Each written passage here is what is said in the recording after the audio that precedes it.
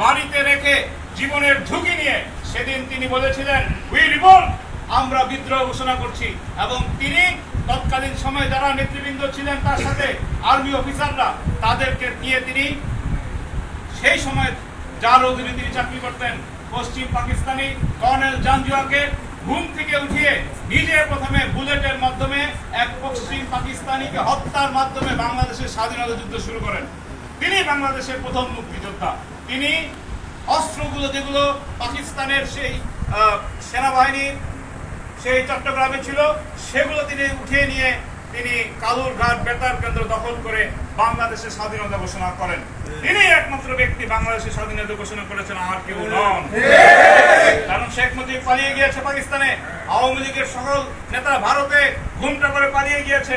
তখন তিনি ঘোষণা করলেন, আমি মেজর জিয়াউর রহমান অন্তর্বর্তীকালীন সরকারের প্রধান হিসেবে বাংলাদেশের স্বাধীনতা ঘোষণা করছি। বাংলাদেশের প্রথম রাষ্ট্রপতি হচ্ছেন জিয়াউর রহমান, আর কেউ নন। জিয়াউর রহমান 9 মাস যুদ্ধ করেছেন, জেট ফোর্স গঠন করেছেন। প্রথমে 1 নম্বর সেক্টর, পরে 11 নম্বর সেক্টর কমান্ডার হিসেবে নিজে যুদ্ধ করেছেন। নিজ অস্ত্রে হাসিনার বাপের মতো আওয়ামী লীগের মতো পালিয়ে যাওয়া মুক্তিযোদ্ধা জিয়াউর রহমান নন।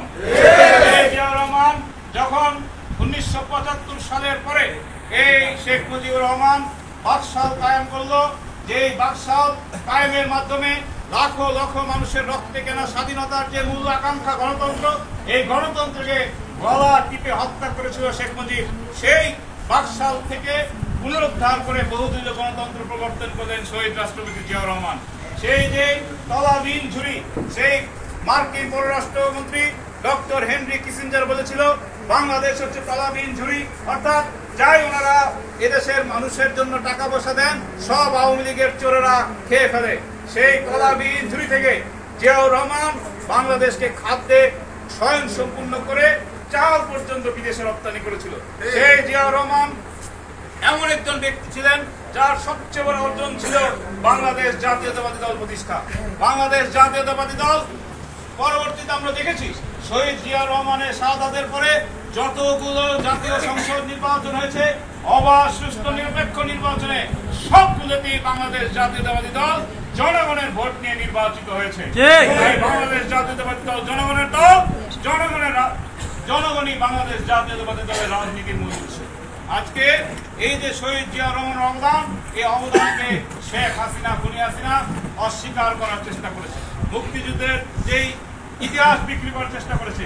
আমাদের নেত্রী দেশনেত্রী বেগম খালেদা জিয়া 2003 সালে শেখ মুজিবুর রহমান এবং স্বাধীনতার ঘোষক শহীদ রাষ্ট্রপতি জিয়াউর রহমানকে সম্মান জানিয়ে তিনি স্বাধীনতা পদক ঘোষণা করেছিলেন। কিন্তু খুনি হাসিনা ক্ষমতায় এসে জিয়াউর রহমানের এই মুক্তিযুদ্ধের চেতনা, মুক্তিযুদ্ধের যে অবদান অস্বীকার করে স্বাধীনতা পদক তিনি বাতিল করেছিলেন।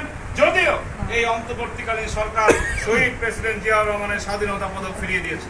আজকে এই সরকারকে এজন্য আমরা ধন্যবাদ জানাই যে যেই ক্ষেত্রে আজকে খুনি হাসিনা যে ইতিহাস বিকৃত করেছে, জনগণকে মিথ্যা তথ্য দিয়েছে, এই বর্তমান সরকার সুযোগ পেয়ে সেগুলো আবার সঠিক পথে ফিরিয়ে আনছে। এই জিয়া উদ্যানে শহীদ রাষ্ট্রপতি জিয়াউর রহমান শুয়ে রয়েছেন, সেই নাম পরিবর্তন করেছে চন্দ্রিমা উদ্যান, অথচ বর্তমান সরকার এসে আজকে আবার জিয়া উদ্যানে রূপান্তরিত করেছে। আমরা অন্তর্বর্তীকালীন সরকারকে আহ্বান জানাবো, জিয়াউর রহমানের নামে 1980 সালে জিয়া বিমানবন্দর প্রতিষ্ঠা হয়। জিয়াউর রহমান জিয়া আন্তর্জাতিক বিমানবন্দর প্রতিষ্ঠা করেন। খুনি হাসিনা এসে জিয়া আন্তর্জাতিক বিমানবন্দরের নাম পরিবর্তন করেছিলেন। আমরা এই যে চন্দ্রিমা উদ্যানের নাম পরিবর্তন করে জিয়া উদ্যান, শিশু পার্কের নাম পরিবর্তন করা হয়েছিল, আবার এই সরকার জিয়া শিশু পার্ক দিয়েছে। একইভাবে জিয়া আন্তর্জাতিক বিমানবন্দর আমাদেরকে ফিরিয়ে দিতে হবে। সকল ক্ষেত্রে এই যে খুনি হাসিনার এই চক্রান্তগুলো থেকে আমাদের সজাগ থাকতে হবে। আজকে আমরা অনেক দিন যাবত বলে আসছি যে আজকে আপনারা দেখতে পাচ্ছেন যে আমাদের আলী হোসেন মোল্লা সাহেব বললো যে হাসিনা নাকি ফিরে আসবে, যে পালিয়ে যায় সে আর ফিরে আসে না।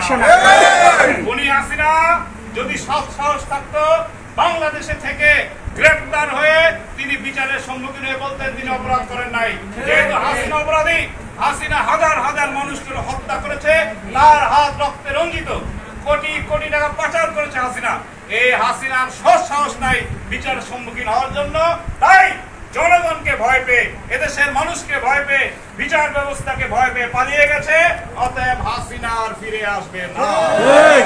তাই হাসিনার দলের আওয়ামী লীগকে তারা অনেকে শুধু পুনর্বাসন করার চেষ্টা করতে চায়। আমরা কিন্তু 5ই আগস্টের পর থেকে বলে আসছি যে 17 বছর যারা আওয়ামী লীগ করেছে এবং আমাদের দল থেকে যারা আওয়ামী লীগে গিয়েছে মনে করেছে যে বিএনপি কিয়ামত পর্যন্ত আর ক্ষমতায় আসবে না, আওয়ামী লীগে গিয়ে লুটপাট করা সহজ, তাই যারা আওয়ামী লীগে গিয়েছেন অথবা আওয়ামী লীগ করেছেন এই দুই শ্রেণীর লোকে বিএনপিতে কোনো জায়গা নাই। এই কথা অনেকবার বলেছি। আমাদের দলের ভারপ্রাপ্ত চেয়ারম্যান যিনি কিছুদিনের মধ্যে বাংলাদেশে এসে নেতৃত্ব দেবেন, আগামী দিনের প্রধানমন্ত্রী জনাব তারেক রহমান পরিষ্কার বলেছেন আওয়ামী লীগের একজন ন্যূনতম কর্মী বিএনপিতে আসতে পারবে না। এই কথা বলার পরেও আমি দেখতে পাচ্ছি আমাদের বিশেষ করে তিতাসে এই কথাগুলো কানে যায় না। উনি উপহাস করেন, বললেই হবে নাকি? আরে এত বছর যাবৎ বাজারে ঘুরে আওয়ামী লীগ নিয়ে এতদিন সুযোগ সুবিধা পেয়েছি, এখন আমরা একটু সুযোগ সুবিধা দেওয়ার জন্য এই যে ওয়াদা করেছিলাম আপনারা আমাদের বাঁচান, মামলা টামলা দিলে আমাদের নাম টাম কাটা দিয়েন, আমরা আপনাদের নাম টাম কাটা দেবো। এই যে বন্ধুত্ব করেছি, তারেক রহমান বলুক, ডক্টর খন্দকার মোশাররফ হোসেন বলুক, ডক্টর মারুফ বলুক, এগুলোর সঙ্গে টাইম আছে। এই ধরনের চিন্তা ভাবনা অনেকে করছে, ঠিক কিনা?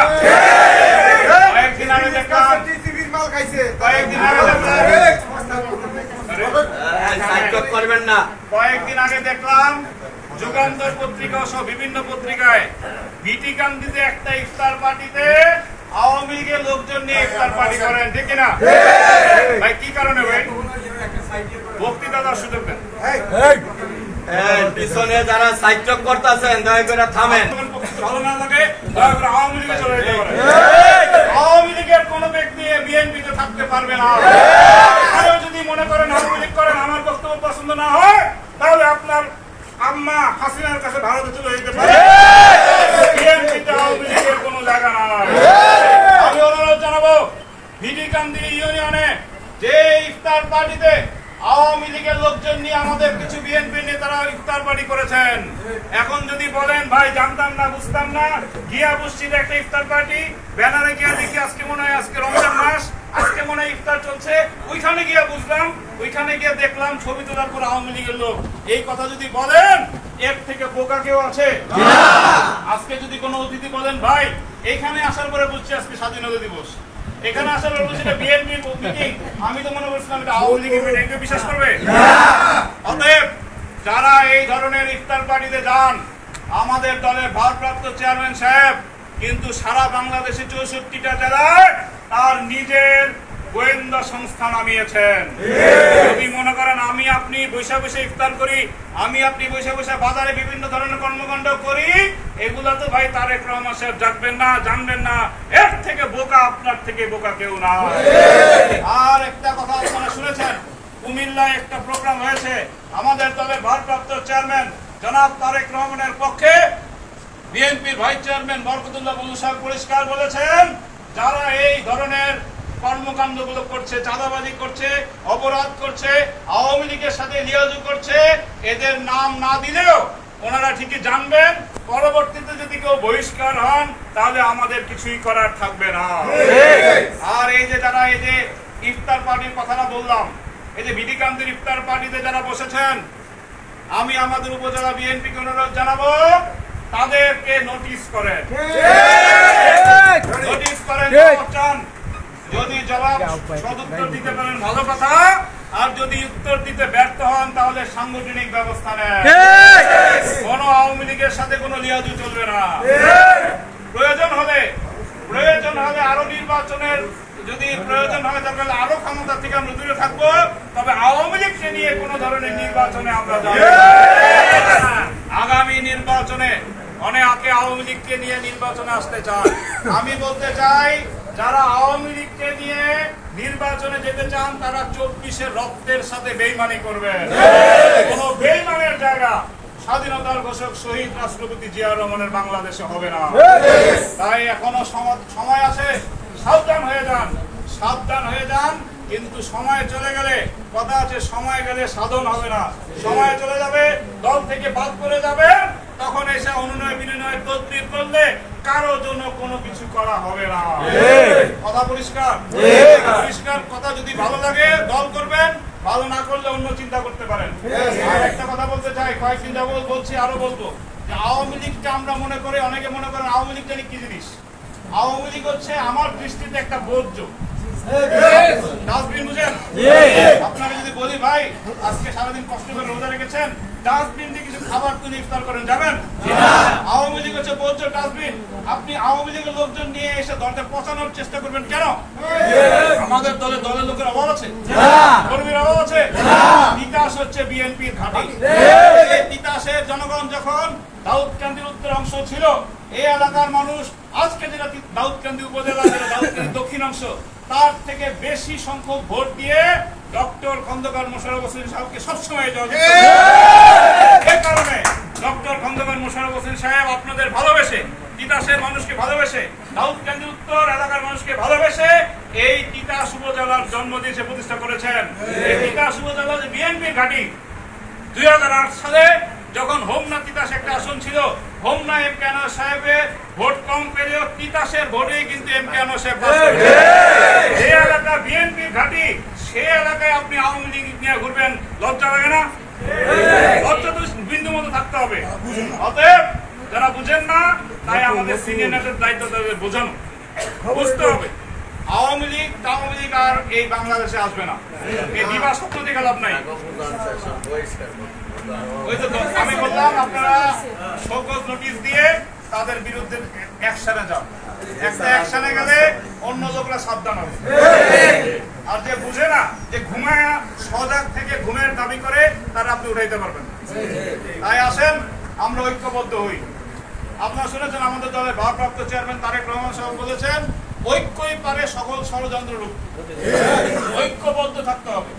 আপনার আমার পদ আছে, আমি হয়তো একটা পদের জন্য প্রতিযোগিতা করি, কিন্তু আমি যদি আগামী দিনে আপনার দল, আমার দল বিএনপি যদি রাষ্ট্র ক্ষমতা না আসে, তারেক রহমান দেশের প্রধানমন্ত্রী না হন, ডক্টর খন্দকার মোশাররফ হোসেন বাংলাদেশের সর্বোচ্চ জায়গায় না যেতে পারেন, তাহলে আপনার আমার পদ দিয়ে কোনো লাভ আছে?